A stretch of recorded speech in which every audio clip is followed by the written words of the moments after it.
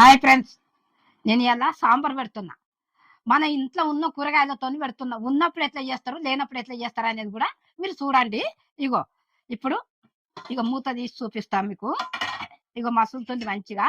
ఇగో ఏమేం కూరగాయలు వేసిన అంటే కొన్ని ఉంటాయి ఉండయి. లేనప్పుడు చేసింది సాంబారే, ఉన్నప్పుడు చేసింది కూడా సాంబారే. ఇందులో ఇంకేం తక్కువ ఉన్నాయి అంటే మునక్కాయలు గిట్ట తక్కువ ఉన్నాయి. మీరు కూడా మునక్కాయలు వేసుకోండి. ఇది ఇట్లా మసులుతున్నాయి కదా, ఇక ముక్కలు మంచిగా ఉడుకుతున్నాయి.